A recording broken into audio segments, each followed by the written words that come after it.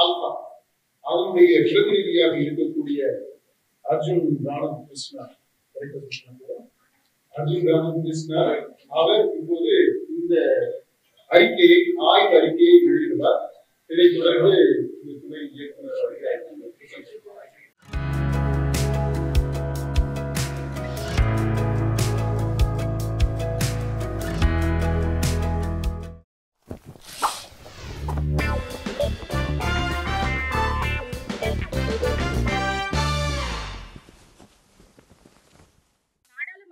தேர்தல் 2024 கள ஆய்வு முடிவுகளின் சாராம்சம்.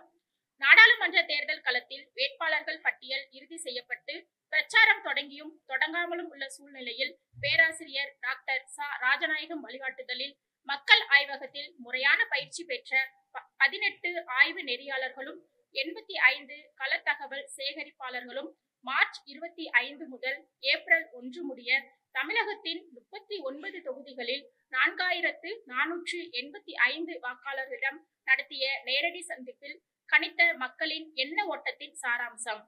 தொடக்கநிலை பிரச்சார சூழலில் இன்று வாக்களிப்பதாக இருந்தால் அணிகளுக்கு வெளிப்படும் ஆதரவு 41.3 விழுக்காடு திமுக அணி, 24.2 விழுக்காடு அஇஅதிமுக அணி, 17.1 பாஜக அணி, 12.8 நாம் தமிழர் கட்சி, 2.2 நோட்டா, 2.4 பிற பதில்கள். எண்ணியல் மற்றும் பண்பியல் கூறுகளை ஒருங்கிணைத்து தொகுதி வாரியாக பார்க்கும்போது பிரச்சாரத்தின் தொடக்க நிலையில் திமுக அணிக்கு 37 தொகுதிகளும் அதிமுக பாஜக அணிகளுக்கு தலா ஒரு தொகுதியும் சாதகமாக உள்ளன. திமுக அணி முன்னிலை வகிக்கும் தொகுதிகள் 37, அஇஅதிமுக அணி முன்னிலை வகிக்கும் தொகுதி 1, பாஜக அணி முன்னிலை வகிக்கும் தொகுதி 1. எனினும் திமுக முன்னிலை வகிக்கும் 37 தொகுதிகளில் 9 தொகுதிகளில் வாக்கு வேறுபாடு 4 விழுக்காடுக்கும் குறைவாக புள்ளியியல் ரீதியாக நிச்சயமற்றதாக உள்ளதால் தொடரும் கள நிலவர போக்குகளுக்கேற்ப இறுதி முடிவுகள் மாறலாம். அவ்வாறு மாறும் பட்சத்தில் பாஜக அணிக்கு அதிகபட்சமாக 4ம் அதிமுக அணிக்கு அதிகபட்சமாக 7ம் கிடைக்கலாம். திமுக அணி குறைந்தபட்ச தொகுதிகள் 28, அதிகபட்ச தொகுதிகள் 37. அஇஅதிமுக அணி குறைந்தபட்ச தொகுதிகள் 1, அதிகபட்ச தொகுதிகள் 7. பாஜக அணி குறைந்தபட்ச தொகுதிகள் 1, அதிகபட்ச தொகுதிகள் 4. வரவிருக்கும் 2026 சட்டமன்ற தேர்தலில் ஆட்சிக்கு வர விரும்பும் கட்சிகள் மற்றும் முதல்வராக வர விரும்பும் ஆளுமைகளாக வாக்காளர்களின் விருப்ப தேர்வில் முதல் 5 இடங்கள். ஆட்சி அமைக்க விரும்பும் கட்சி திமுக 31.8, அஇஅதிமுக 21.5 விழுக்காடு, நாம் தமிழர் கட்சி 16.2 விழுக்காடு, தமிழக வெற்றி கழகம் 15.2 விழுக்காடு, பாஜக 10.1. முதல்வராக விரும்பும் ஆளுமை மு.க. ஸ்டாலின் 30.7 விழுக்காடு, எடப்பாடி பழனிசாமி 21.7 விழுக்காடு, சீமான் 15.5 விழுக்காடு, விஜய் 14.5, அண்ணாமலை 11.3. மேலுள்ள இரு அட்டவணைகளையும் ஒப்பிடும் போது வரப்போகும் சட்டமன்ற தேர்தலில் ஏற்கனவே முதல்வராக இருந்துள்ள ஸ்டாலின், பழனிசாமி ஆகிய இருவரை தவிர்த்து முடிவுகளை தீர்மானிக்கும் இடத்தில் சீமான், விஜய், அண்ணாமலை ஆகிய 3 ஆளுமைகளும் இருப்பதை அறிய முடிகிறது. சினிமாவும் அரசியலும் கலந்த தமிழக அரசியல் பண்பாட்டு பின்புலத்தில் கணிப்பில் பங்கேற்றோரில் மிக பெரும்பான்மையோருக்கு 80.5 விழுக்காடு ஏதேனும் ஒரு திரைப்பிரபலத்தை பிடித்திருக்கிறது. தற்போது நடித்துக் கொண்டிருப்போரில் பிடித்த முதல் 5 பேர்: விஜய் 19.8 விழுக்காடு, ரஜினி 12.2, அஜித் 12.6, சூர்யா 3.6, கமல் 3.3, யாரும் இல்லை 19.5. 2 விழுக்காட்டுக்கும் குறைவாக பெற்று அடுத்தடுத்து இடம் பெறுவோர்: தனுஷ் 1.9 விழுக்காடு, விஷால் 1.8, விக்ரம் 1.7, விஜய் சேதுபதி 1.5, சிவகார்த்திகேயன் 1.1. களத்தில் கண்டவை: தேர்தல் ஆணையத்தின் சோதனை செயல்பாடுகள் சாமானிய மக்களை துன்புறுத்துவதாக உள்ளது என்ற கண்டனம் மாநிலம் முழுவதும் அழுத்தமாக வெளிப்படுகிறது. ஜாதி, மத, கட்சி பாகுபாடின்றி குக்கிராமம் முதல் பெருநகரம் வரை வாக்குக்கு சரியான கவனிப்பை எதிர்பார்க்கும் போக்கு மிக பரவலாக நிலவுகிறது. பிரதமர் மோடியின் வருகை கடந்த பகுதிகளில் சேகரிக்கப்பட்ட சிறப்பு தரவுகளை ஆராயும் போது வாக்காளர் மீது புள்ளியியல் ரீதியாக முக்கியத்துவம் வாய்ந்த தாக்கத்தை அவர் வருகை ஏற்படுத்தவில்லை. மக்களுக்கு என்ன தேவையோ அந்த கள ஆய்வு முடிவுகளை மட்டும் நம்ம இப்ப சாராம்சமா நம்ம கொடுத்திருக்கிறோம். ஊடக நண்பர்கள் உங்களுடைய கேள்விகள் அதில் இன்னும் கொஞ்சம் தெளிவுகள் வேணும் அப்படின்னு கேட்டா அதை நான் சொல்றதுக்கு ரெடியா இருக்கேன்.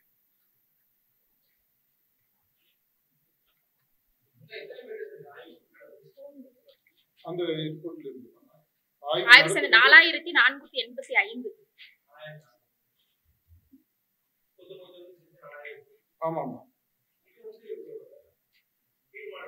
ஆமா இந்த கேள்வி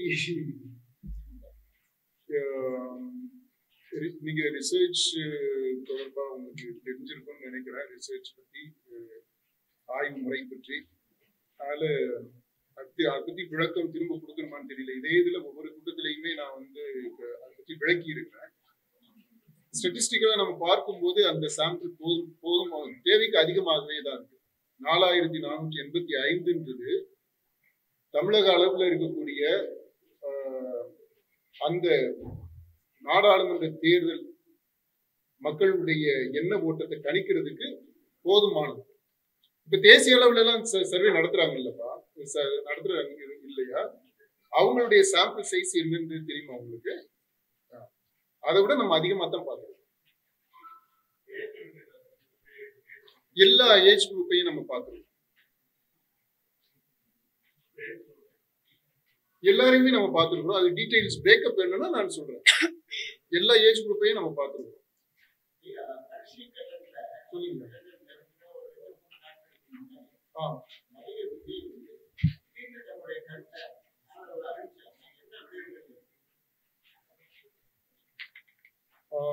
அதை பற்றி நம்ம கேள்வி கேட்கல. ஆனா என்ன விளைவு ஏற்படலாம் அப்படின்றதுக்கு அவருக்குரிய முக்கியத்துவம் நம்ம போட்டிருக்கோம். பாத்தீங்களா அந்த இது இருக்கு இல்லையா, நம்ம அட்டவணை பாருங்க. அந்த 2வது பக்கத்துல 4வது பாயிண்ட் பாருங்க. ஆட்சி அமைக்க விரும்பும் கட்சி, அதாவது 2026 தேர்தல்ல, சட்டமன்ற தேர்தல்ல யாரு ஆட்சிக்கு வந்தா நல்லா இருக்கும், எந்த கட்சி ஆட்சிக்கு வந்தா உங்களுக்கு நல்லா இருக்கும் நினைக்கிறீங்க அப்படின்ற கேள்விக்கு பதிலாக அவங்க சொல்லியிருக்கிறாங்க. அதே மாதிரி யார் முதல்வராக வந்தா நல்லா இருக்கும் அப்படின்னு நினைக்கிறாங்க அப்படின்றத பற்றி கேட்கிறோம். அங்க ஓட்டு யாருக்கு போடுவீங்கன்னு நம்ம கேட்கல. அவங்களுடைய ப்ரிஃபரன்ஸ் என்ன அப்படின்றத கேட்டிருக்கிறோமே தவிர whom you will vote அப்படின்னு நம்ம கேட்கல. ஸோ அந்த ப்ரிஃபரன்ஸ் அப்படின்னு பார்க்கும்போது அங்க 4வது இடத்துல விஜய் இருக்கிறாரு, 4வது இடத்துல தமிழக வெற்றி கழகம் இருக்கு. கணிசமான வாக்குகள் வழங்குவதற்கு மக்கள் தயாரா இருக்கிறாங்க. 14.5 விஜய்க்கு, அவருடைய கட்சிக்கு 15.2 விழுக்காடு. அதனால இப்போ அவர் கடைசி நேரத்துல இல்ல ஒரு முடிவை சொல்றாரு அப்படின்னா ஒரு ஸ்விங் அவர் சொல்றதுக்கு ஃபேவரபிளா இருக்கிறதுக்கான சாத்தியங்கள் இருக்கிறதுன்றது மறுக்க முடியாது. ஆனா அதனுடைய விளைவு ரிபர்கஷன்ஸ் இருக்கு, அதனுடைய பின் விளைவுகள் இருக்கு. இப்ப அவர் ஒண்ணு சொல்லிட்டாருன்னா அவர் சொன்னதுனால பின்வாங்கக்கூடிய அதுவும் இருக்கு. அதனால கூட்டி கழிச்சு நம்ம பார்க்கும்போது எப்படி நிலைமை வரும்னு நமக்கு தெரியல. அவர் யாரை பற்றி சொல்ல போறாருன்றது தெரியல. ஹைப்போதெட்டிக்கலா நீங்க கேக்குறீங்க, ஆனா அது ஒரு ஃபேக்டர் அப்படின்றத மறுக்க முடியாது. இதுல ஒரே ஒரு திருத்தம் மட்டும் இருக்கு, அதை மன்னித்து கொடுங்க. 5வது பாயிண்ட்ல விஜய் 19.8, ரஜினி 12.2 இருக்கு. அது 12.8 இருக்கணும். மனுஷன் அந்த ரஜினிக்கு உள்ளது 8 இருக்கு.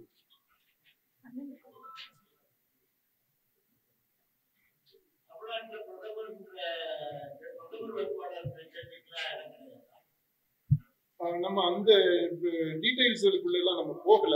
தமிழக அளவுல மட்டும்தான் நம்ம பார்த்துருக்கோம், பேசியிருக்கோம். ஆமா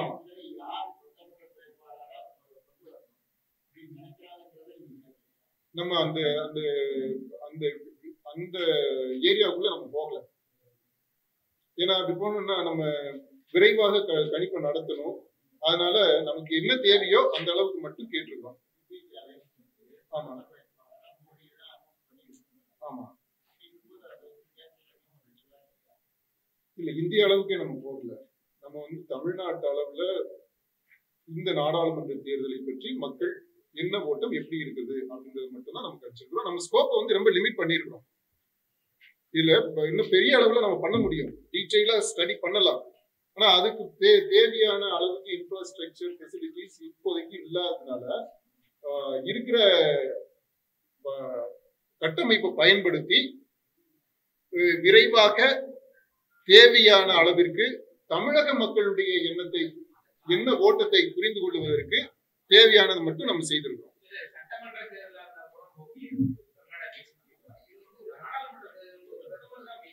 ஆமாங்க.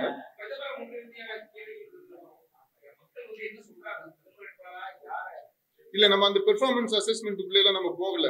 நம்ம ரொம்ப ரொம்ப ஸ்ட்ரெயிட்டா இன்றைக்கு சூழ்நிலையில, இப்ப இருக்கக்கூடிய சூழ்நிலையில இன்றைக்கு நீங்க வாக்களிப்பதாக இருந்தால் யாருக்கு வாக்களிப்பீர்கள் அப்படின்றதுதான் கீ கொஸ்டின். நமக்கு அதை மட்டும் தான் அட்ரஸ் பண்ணிருக்கிறோம். பெர்ஃபார்மன்ஸ் அசஸ்மெண்ட்டுக்குள்ள நம்ம போகல. அப்படி போயிருந்தோம் அப்படின்னா கண்டிப்பா நீங்க சொல்றது எல்லாத்தையுமே நம்ம கேட்டிருப்போம். அடுத்த அல்டர்னேட்டிவ்ஸ் என்ன அப்படின்றது எல்லாத்தையுமே நம்ம பார்த்திருப்போம். அடுத்து அப்படி சொன்னாலும் தமிழ்நாட்டு மக்களுடைய பார்வையை பற்றி மட்டும்தான் நம்ம சொல்ல முடியும். தமிழகத்தை பொறுத்த மட்டும் மக்களுடைய என்ன ஓட்டம் தெளிவா இருக்கு. 2026 வரைக்குமே நம்ம கேட்டிருக்கிறோம். தமிழ்நாட்டை பொறுத்த மட்டும் 2026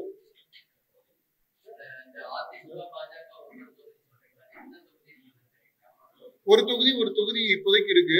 இப்போ நம்ம அது வந்து அது என்னென்ன தொகுதி அப்படின்றத நம்ம சொல்லணும், குறிப்பிட்டு சொல்லணும் அப்படின்னு சொன்னா நான் இன்னும் ஒரு ரவுண்ட் பிளான் பண்ணி இருக்கிறேன். இப்போதைக்கு ஓவரால் மேப்பிங் தான் பண்ணியிருக்கோம். இந்த ஓவரால் மேப்பிங்ல 37ல ஒரு லீட் இருக்கு உங்களுக்கு டிஎம்கே அலையன்ஸ்க்கு. அதுலயுமே 9 தொகுதிகள்ல அந்த மார்ஜின்ன்றது வந்து விதின் 4% இருக்கு. அதாவது ஸ்டாட்டிஸ்டிக்கலி அன்சர்டன். அந்த டிஃபரன்ஸ் எப்படி வேணாலும் மாறலாம். அந்த 9 தொகுதி எப்படி வேணாலும் மாறலாம் அப்படின்ற நிலைமையில இருக்கு. ஸோ இது வந்து ஓவரால் மேப்பிங். இந்த ஓவரால் மேப்பிங்ல இண்டிவிஜுவல் கான்ஸ்டிடியூவன்சிஸை நம்ம குறிப்பிட்டு சொல்ல முடியாது. அப்படி சொல்லணும் அப்படின்னா you have to wait for another week.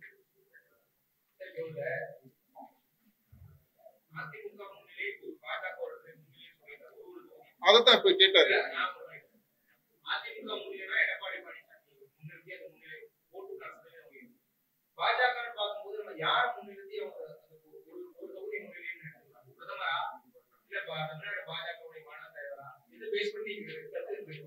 இப்போ நம்ம அப்படி யாரையும் பேஸ் பண்ணி இல்ல, நம்ம உற்சாகத்தோட நம்ம எடுக்கல, அப்படி எடுக்கல. இல்ல எந்த தொகுதி அப்படின்னு சொல்ல முடியாது. அதான் நான் ஓவரால் மேப்பிங்ல சொல்றேன். அதுக்கு நீங்க கேட்கிற கேள்விக்கு பதில் வந்து இந்த 4வது பாயிண்ட் இருக்கு பாருங்க, அதுல இருக்கு. நீங்க கேட்ட கேள்வி அதுல பாருங்க, ஆட்சி அமைக்க 2026ல ஆட்சி அமைக்க விரும்பக்கூடிய கட்சி அப்படின்னு பார்க்கும்போது பாஜக 2 இலக்கத்தை தாண்டி இருக்கு.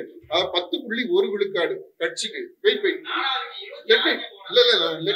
அதான் உங்களுக்கு தான் அந்த கேள்விக்குதான் பதில் நான் சொல்றேன். நீங்க பாருங்க, பாஜக 10.1 விழுக்காடு கட்சிக்கு.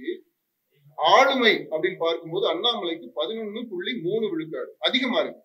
அதாவது அப்படின்னா Annamalai has established himself as a separate brand in himself. அவர் தனிப்பட்ட அளவுல அவரை ஒரு பிராண்டாக, கட்சியை கடந்து ஒரு பிராண்டாக நிறுவி இருக்கிறார், நிறுவி வருகிறார் அப்படின்றது தெளிவா இருக்கு.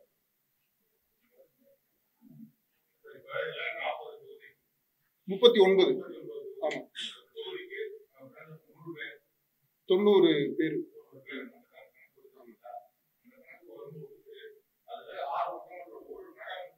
6 சட்டமன்ற தொகுதி இருக்கு. ஆமா, இல்ல ரொம்ப கம்மி இல்ல. அதான் சார் நம்ம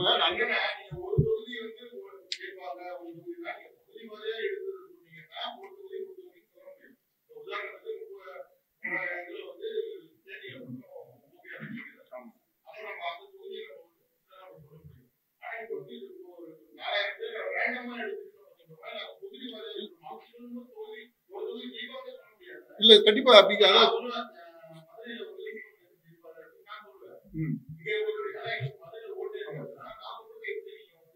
இப்ப அதனாலதான் நம்ம இதுல வந்து வெறுமனே இந்த எண்ணியல் அது மட்டும் பண்ணல. அந்த 2வது பாயிண்ட் தெளிவாவே சொல்லி இருக்கிறேன். இது வந்து குவான்டிடேட்டிவ் அந்த நம்பர் பேஸ்ல மட்டும் இல்லாம குவாலிட்டேட்டிவாகவும் நம்ம வந்து அப்ரோச் பண்ணியிருக்கிறோம். ரெண்டையும் சேர்த்து ட்ரையாங்குலேட் பண்ணியிருக்கிறோம். அப்படி பண்ணும்போது தான் ஓவரால் மேப்பிங் பண்ண முடியும். It's called triangulation. Both quantitative and qualitative data both are combined to mapping the overall scenario. அப்படி பண்ணும்போது there is a possibility of எல்லாமே பாசிபிலிட்டிஸ் தான். தேர்தல் ப்ரெடிக்ஷன்ஸ் நம்ம சொல்றது எல்லாமே ஃபைனலே கிடையாது. Any prediction for that matter it's subject to last minute changes. இப்போ அதை நம்ம கணக்கில் எடுத்துக்கிட்டு தான் நம்ம சொல்றோம். அப்படின்னு பார்க்கும்போது ஒரு தொகுதி அப்படின்றது இட் இஸ் ரீசனபிளா தெரியுது. இவங்களுக்கு ஒரு தொகுதின்றது ரீசனபிளா இருக்கு. It might change. It might go up to 7 for ADMK and 4 for BJP. In that case, it will come down to 27 for 28 for DMK alliance.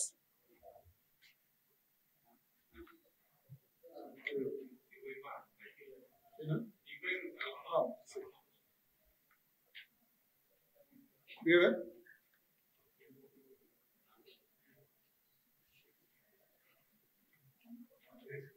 வேற கேள்வி இல்லை அப்படின்னா நம்ம முடிச்சுக்கலாமா? ரொம்ப பிரீஃபான ஒரு பிரஸ் மீட்டா இருக்கு. அது கண்டிப்பா இங்க இருக்குது சார். நம்ம இந்த கடைசியில களத்தில் கண்டவையில நம்ம சொல்லி இருக்கிறோம். இரண்டாவது பாயிண்ட் பாருங்க, ஜாதி மதம் கட்சி இந்த எந்த பாகுபாடும் இல்லாம கட்சி உறுப்பினர்கள் இருந்து கட்சிக்கு வழக்கமா போடுறவங்க அப்படின்ற எல்லாரையுமே குக்கிராமத்துல இருந்து பெரிய நகரம் வரைக்கும், சென்னை சிட்டி வரைக்கும், கார்பரேஷன் வரைக்கும் ஓட்டு போடுறோம் அப்படின்னா அதுக்கு சரியான கவனிப்பு வேணும் அப்படின்ற அந்த எதிர்பார்ப்பு எல்லார்ட்டையுமே இருக்கு.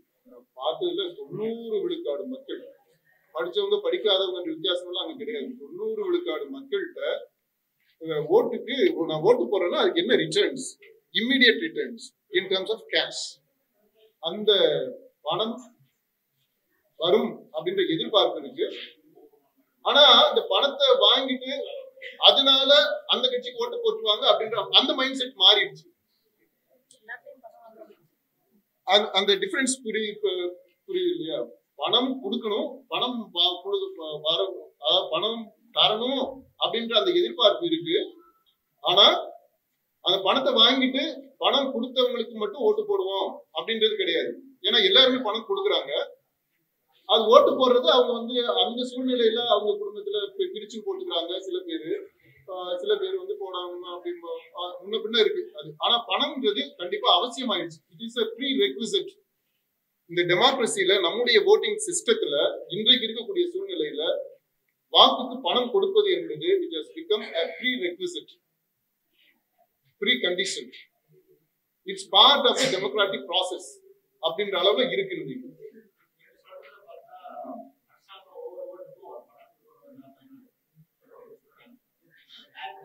இல்ல நான் நியாயப்படுத்தலைங்க. நம்ம மக்கள் அப்படி இருக்கிறாங்கன்றத சொல்றேன். அது சரியா தப்பா அப்படின்றது நீங்க பேசிக்கங்க. நான் எப்படி ஜட்ஜ்மெண்ட் பண்ண முடியும்? நான் வந்து மக்கள் என்ன மனநிலையில இருக்கிறாங்கன்றது மட்டும்தான் கேஜ் பண்ணி சொல்ல முடியும். அதை கணிச்சு சொல்ல முடியும். அதை நான் கணிச்சு சொல்றேன். 90 விழுக்காடு மக்கள் அப்படி அந்த எதிர்பார்ப்பு இருக்கு. இந்த எதிர்பார்ப்பு எப்படி வந்துச்சு, ஏன் வந்துச்சு, அது எப்படி மாறுமா அப்படின்றது எல்லாமே அடுத்து செய்ய வேண்டிய எலெக்ஷன் தேர்தல் ஆணையம் செய்ய வேண்டியது. ஆனா தேர்தல் ஆணையத்தினுடைய செயல்பாடுகளை பற்றி பாருங்க. அந்த முதல் பாயிண்ட், சாதாரண ஜனங்களை சாமானிய மக்களை கொடுமைப்படுத்துறது மாதிரி இருக்குன்னா எல்லாருமே புலம்புறாங்க.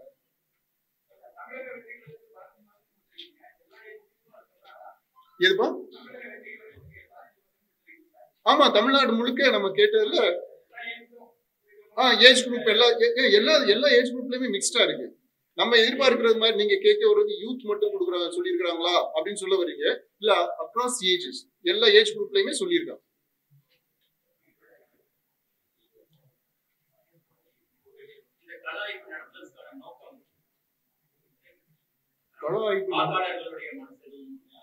மனநிலை இது வந்து நம்ம என்ன பண்றோம்னா, இந்த ஆய்வுகள் தொடர்ந்து நம்ம நடத்திட்டு வரோம். 4 நூற்றாண்டு காலமா, அதாவது 25வது வருஷம் நம்ம தொடர்ந்து கள ஆய்வு செய்துக்கிட்டே வர்றோம். இந்த கள ஆய்வு செய்யறது என்னன்னா, ஒரு தமிழக அரசியல் பண்பாட்டு வரலாற்றை தொடர்ந்து பதிவு செய்துட்டு வருது. அடுத்து மக்களுடைய என்ன போக்குல என்னென்ன மாற்றங்கள்லாம் நிகழ்ந்து வருது அப்படின்றத பதிவு செய்யறது. அடுத்து இதை வந்து அவர் ஆய்வுக்கு உட்படுத்தி இதை தொடர்ந்து ஒரு செமினார் ஒவ்வொரு கள ஆய்வு முடிவுகளை அடிப்படையாக வச்சு தேர்தல் டயத்துல அல்லது தேர்தல் முடிஞ்ச பிற்பாடு யூஸ்வலா ஆஃப்டர் எலெக்ஷன்ஸ் ஒரு இன்டெலெக்சுவல் எல்லாம் சேர்ந்து ஒரு செமினார் நடக்கும். அந்த மாதிரி தொடர்ந்து மக்கள் மத்தியில் இருக்கக்கூடிய அரசியல் பண்பாட்டு அரசியல் இது ரெண்டுக்கு இடையில இருக்கக்கூடிய இயங்கியல் ரீதியான அந்த டைனாமிக் ரிலேஷன்ஷிப் இருக்கு பாத்தீங்களா, அதை தொடர்ந்து ஆய்வு உட்படுத்தி வருது. அதனுடைய ஒரு அம்சம் தான் இந்த கணிப்புன்றது. கணிப்பு இந்த கணிப்புக்காக மட்டுமே நம்ம செய்யல. அதனாலதான் இப்ப பாத்தீங்கன்னா ஒரு ரொம்ப பேர் மினிமம் டீடைல்ஸ் மட்டும்தான் நம்ம இந்த மீடியாவுக்கு நம்ம கொடுக்குறோம். எல்லா டீடைல்ஸும் நம்ம கொடுக்கல.